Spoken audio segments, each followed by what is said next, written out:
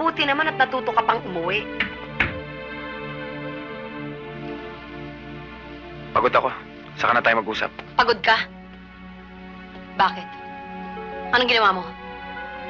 Nilustay mo na naman ang salapi ko. Umuuwi ka lang para matulog at kung kailan mo gusto?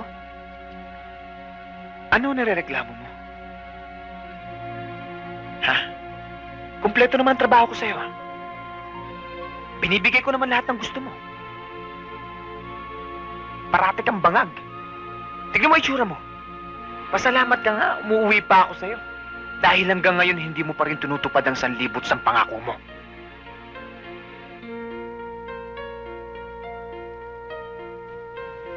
Umaasa ka pang matutupad yun? Umaasa ka pang magiging katulad ka ng papa? Umaasa ka pang pakakasal ako sa'yo? Hindi tayo magkauri. Hindi tayo bagay. Pinulot lang kita. Hindi na ako umaasa, Blanca. Dahil alam kong laos ka na.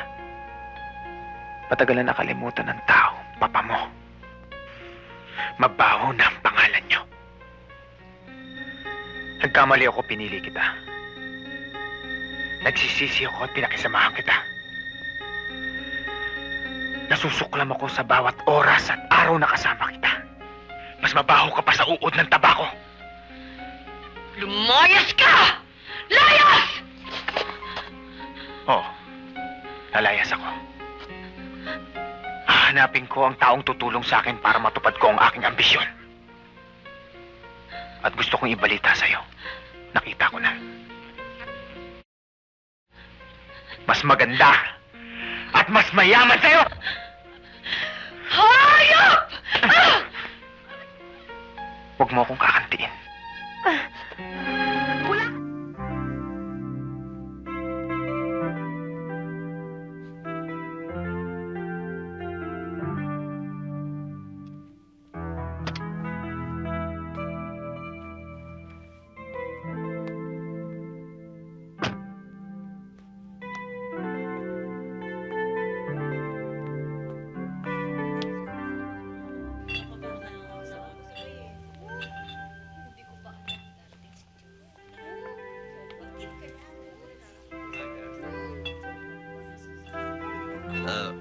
Sit down.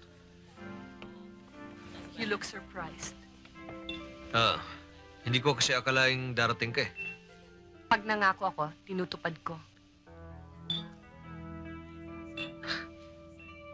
You look great. Yun lang ba gusto mong sabihin kaya mo ako pinapunta dito? Hindi. Marami lang akong gustong linawin. Ako ang dapat humingi ng paliwanag. Hindi ikaw. Nangyari na. Nakulong ako. Hindi ko gusto ang nangyari. At lalong hindi ko gustong guluhin ang buhay mo. I'm sorry. Pinagsisihan ko na. Can we start all over again? Basta ganun lang. I'm sorry. Mabubura na ang lahat. Hindi ganun kadali, Waldo. Iba na ako ngayon. At iba ka na rin. Para sa akin, wala nag-iba kundi ang panahon. Alam mo at alam ko rin na mahal pa rin kita at mahal mo pa ako. Excuse me po, ma'am. Ha? Nandiyan po si sir. Sabihin mong susunod na ako.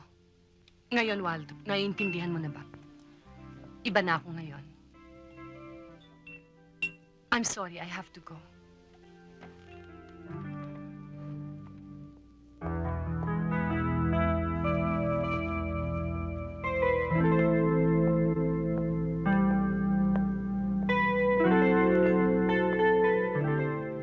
Candy, what's this all about? Sino lalaki yan? I don't want to talk about this now, Joey. Some other time, please. Candy.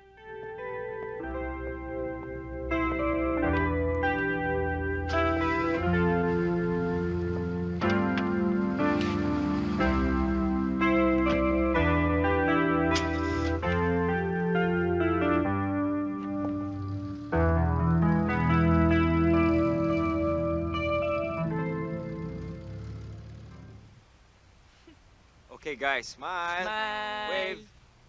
Okay, it's a wrap. Joey, may schedule pa ba tayo? Ah, wala na. Kung gusto nyo, pwede kayong umalis. Free day nyo na ngayon. Talaga? Salamat ah. Oo nga eh.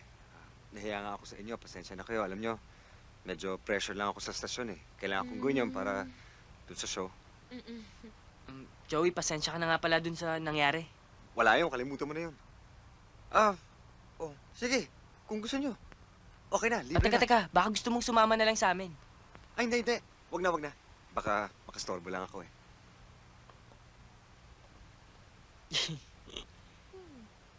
Parang nag-iba yata ihip ng hangin. Parang hindi yata siya nag-let's go ngayon.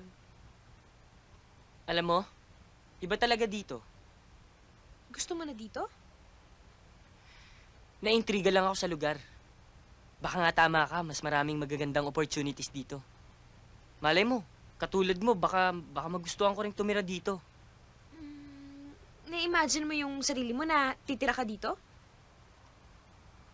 Siyempre, mas gugustuhin kong tumira pa rin sa Pilipinas. Pero kung magiging maganda naman ang buhay ko dito, bakit hindi? Pareho lang tayo may pangarap. Kung may maganda kang pangarap sa pamilya mo, meron din ako para sa lola ko. Nasaan ang mga magulang mo? Ang nanay, namatay na siya nung bata pa lang ako. Ang tatay ko naman nagkaroon na ng ibang pamilya. Kaya kaming dalawa na lang ni lola. Pero alam mo, siguro mas gusto ng lola mo na sa Pilipinas ka na lang tumira. Hindi rin. Kasi siya mismo nagsasabi sa akin na magtrabaho ako sa abroad. Ah, talaga? Pareho pala tayo ng gustong gawin eh. May iba pa nga sana akong gustong gawin eh. Ano?